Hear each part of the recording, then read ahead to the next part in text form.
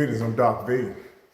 And today, as we struggle up Maslow's pyramid, and as we move and climb up the black man's mountain, I want to know, do you know who your friends really are? Do you know who you can really trust?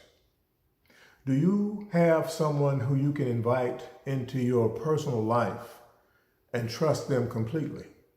Well, I guess you can't trust anyone completely but God, because extenuating circumstances could cause human trust to falter. What I'm talking about, are there people, or is there someone or two people that you can invite to your house and not worry about where you set your wallet, not worry about where you set your credit card, not worry about where you set your watch or your jewelry? Is there anyone that you know that you can invite to your house and you trust them? Is there someone you know that you need $500 real fast, or you need to get bailed out of jail, or you need $500 real fast, you got robbed, you lost your credit card, you tell them, hey, look, come and bring me $500, I got you. And do you know people in this scenario that you can trust, that you're not even worried about? Is there anyone that can trust you? Do you have someone that will let you into their home? Let you into their home where they have jewelry, where they have credit cards, where they have cash here and there? Do they trust you to honor them and honor their place and honor the friendship by having your back or you having their back? Is there trust there? When you get in a bad situation, or when you get in danger, are there people that will come to your rescue? Do you have allies? People talk about, oh, that's my friend. Oh, that's my girl. We boys, that's my boy. But what about when you get into a situation where you need help or you need assistance? Is there someone in your life who you can depend on? Of course, we have to depend on God. We have to depend on Christ. And Christ works through his saints. He works through people. I'm recalling an incident where I was in middle school, and I got into a conflict with two other students. Now, me and my brothers, we argue and we fight, we laugh, we play. As we were growing up together, we ate at the same dinner table. You know, we took turns in the shower, in the bathroom, and we swapped clothes. And I mean, we were close. But we would argue and we would fight also. And sometimes we would get on each other's nerves. But as I recall, one day I was walking home from school, and these two gentlemen started roughing me up, pushing on me. And then one grabbed me, had my arms locked behind me, and the other boy was coming to just start punching on me, start beating on me. And I was trying to struggle and turn to get loose, and I was kicking my legs up, and I couldn't get loose. The guy that was holding me was strong. And I'm just in middle school, what am I, 14 years old? And then the other guy was coming to hit me, and all of a sudden, from the corner of my eye, I saw fists raining down. Wham, wham, wham. Knocked the boy silly, and then the guy that was holding me pulled him off of me, and he was getting hit too. Wham, wham, wham. Guess who was hitting him? And he probably does not remember this because it was too long ago. My brother Brian. If he's watching this, I don't know if he remembers it or not. We didn't talk that much. Half the time we didn't get along. But when he saw his brother getting beat, getting dragged, he was there. What kicked in? What was this instinctive reaction? What was this? Was it because we were brothers? Was it because we grew up together? Was it because he just felt like fighting someone? It's very interesting, the ingredients or the mechanisms or the makeup of love, of concern for someone. The media romanticizes love and caring, mostly male and female relationships, and mostly, because somebody owes you something or you're working together. But getting to the point, when you spend time around someone, it causes you to be connected. Not in an intimate way. I'm not talking about that. I'm talking about your spirits begin to fold and join together. Some people, your spirits clash, and you never get but you never get but so close to them. Then other people, you just gravitate toward them, and you can feel their essence, and you can relate to their spirit, and you find yourself yoked together with them. And if they have a need and you can meet that need, you're going to try to meet it. Or if they have a concern, you're going to care about them. You're going to talk with them about that. If they're in dire need, you're going to want to help them. You're going to want to help them. It's interesting. I have a hard time just giving up cash for somebody that I don't know or someone that I don't trust. Hey, you got $5, or can you help me out, or I need gas, and I'm like, yeah, here's a couple dollars. I'll put $20 in the gas tank to get you somewhere. Here's some groceries. You do a little bit, and you're like, who is that? And then there's other people that can come to you and say, I need $1,000. You see, you want Cash App, you want a check, or you want to just use my card? What you need? What's going on? Some of you can relate to what I'm saying. There are some people, they can't come into your house. You don't trust them in your home. You don't trust them with your secrets. And what's bad about this is sometimes it's your own family members. It's your own kinfolk that you cannot trust. But yet someone else who you've only known for months or years, because of the dynamics of connection, locked you all in together where there is a sense of trust. It's very interesting. In this life, for those that are single, and currently I am single, haven't always been, but that's another story. I'm single, and every once in a while I get to campaign to try to end this singleness, but campaigning, dinner dates, talking on the phone, and introductions. Sometimes this happens. But more importantly, I'm finding that just because people might be attracted to each other doesn't mean that their spirits can yoke and join together. The interesting dynamic. I've got some married friends, and they tell me, all these beautiful ladies walking around here in Atlanta, why are you single? What is the problem? What is going on? And I tell them, look, sir, you're married, so all you can do is look. I get to interview. And these interviews that I'm on, so to speak, open up different channels of communication and different channels of the relationship and different dynamics of the relationship where you have to make a decision. Can I deal with this person? Can I let them into my inner circle? Or do I have to keep it a distant? Do I have to keep this relationship distant? It's very interesting. And it's something that you can't just drum up. You can't see an attractive person and say, they're attractive. That's a nice car.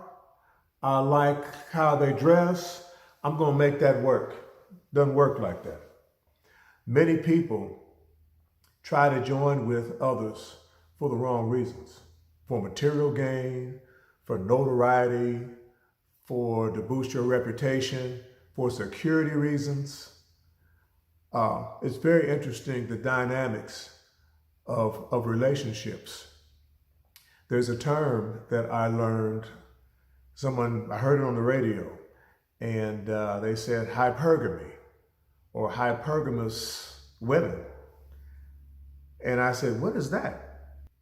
A hypergamous woman will subconsciously reject a man if he is socioeconomically beneath her in her mind.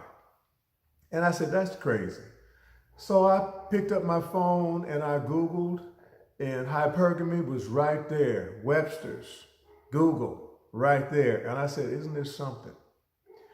Many people will go after physical characteristics for a relationship. Let me go further. I talked to a young lady and I asked her, I said, if a man is handsome, he's spiritually sound, his finances together, there's no drama with his kids, everything's just wonderful, and he approaches you and he wants to talk with you, and y'all stand up, he's 2 inches shorter than you, does he have a chance?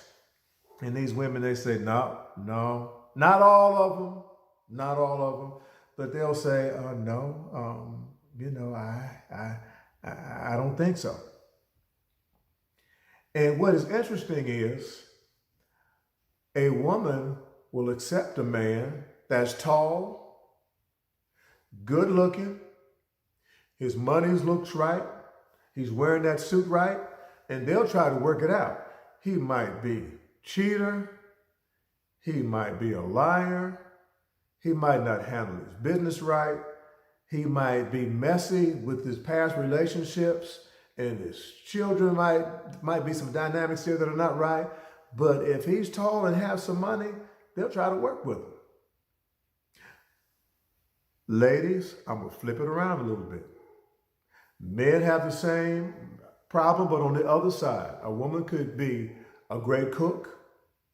She could be a Proverbs 31 woman, has her man's back, loves the Lord, attentive, loyal, but you don't want a size 22. That's not going to work for you. I'm not judging the ladies, because in a woman's essence, they want security. They want to know that a man can take care of them financially and physically, that he can handle that. And a man, in his essence, he wants someone who he's attracted to. A man not attracted to a big girl? No. Let me fix that. Beauty is in the eye of the beholder. There's some men, they don't want a stick. They don't want a bony lady. They want a big, healthy woman. So ladies that are healthy, don't be offended. There's somebody for everybody. I can remember I was on the college campus. I was walking with Terry, and we were walking down campus, and all of a sudden these fraternity boys walked out. These fraternity boys were working out at the gym, and they looked like football players, linemen, just muscled up, and they're wearing tank tops, and they're walking through there. And I'm on the track team. So track team, the sprinters, we only weighed 160 pounds, 165, 75 pounds. And these big guys are walking through there. And I always wanted to be big and strong because my dad was big. My dad was 6'3", 220 pounds, the size of Muhammad Ali. And I felt that I was going to get that big, but it never happened. I took after my mom. Love you, Mom. I wish I would have had some of Dad's size, but hey, it is what it is. But anyway, these guys were coming through, and I kind of shrunk, put my head down, and Terry looked up at him, and then we just kept on walking. And I said, so Terry, I said, you like that? You like these men look good to you? And Terry said, no, that's just too much. And I was like, what? I wish I was big and muscular like that. Terry said, no. I was like, what are you talking about, Terry? What are you talking about? Terry said, think of the jungle. She said, you got hippos and rhinoceri, however you call the plural of rhinoceros and hippopotamus or hippopotami. And then you have cheetahs and cougars. She said, some people like hippopotamus, rhinoceros, and some people like cheetahs and cougars. And she said, Vaughn, that's my name, Doc V is Vaughn. She said, I like cheetahs, and you're a cheetah. I'm not going hippo and rhinoceros. And we became friends and are friends to this day. And I think about that. I don't know if she remembers it, but she boosted my confidence because I realized and I came to understand that everybody is somebody's nice treat. Everybody is somebody's something. I don't care who you are. I don't care where you go. There's somebody that's going to appreciate you for your mind, for your spirit, and for your physicality. Whatever it is. Who can you trust? Who can you join your life with? You must be so careful not to be blinded by the lights. Lights are, the man he's a millionaire. He makes $500,000 a year. Or he makes $1.5 million a year. He's got 3 cars and a 4-car garage. I've had some female friends that have told me, I don't know if I love him or because he has so much, I just can't tell. Could you help me figure this out? And I sat down as a friend and I helped her go through it.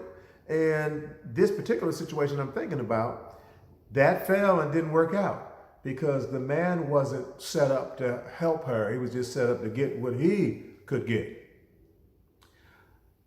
It is rough out here, and decisions have to be made based on character and based on things that are intrinsic, not so external.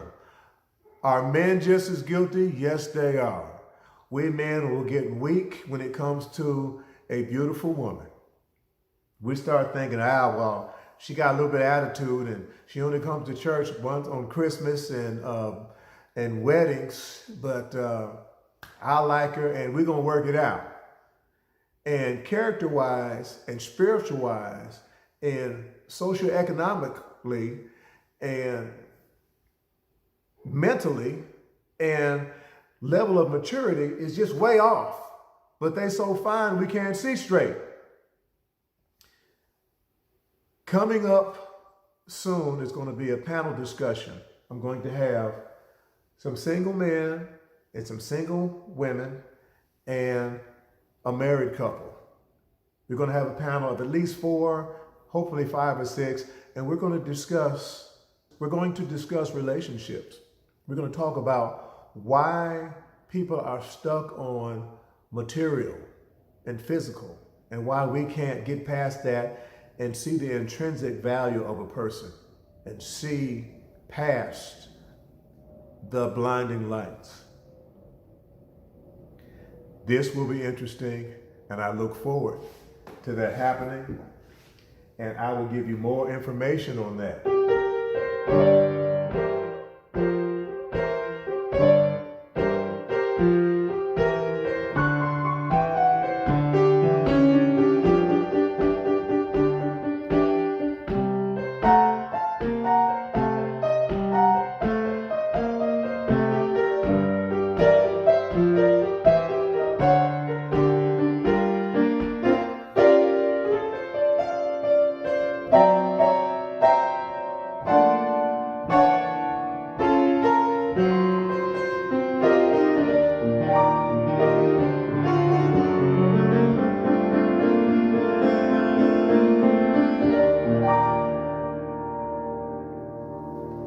I'm Doc V, and I'm going to see you next time.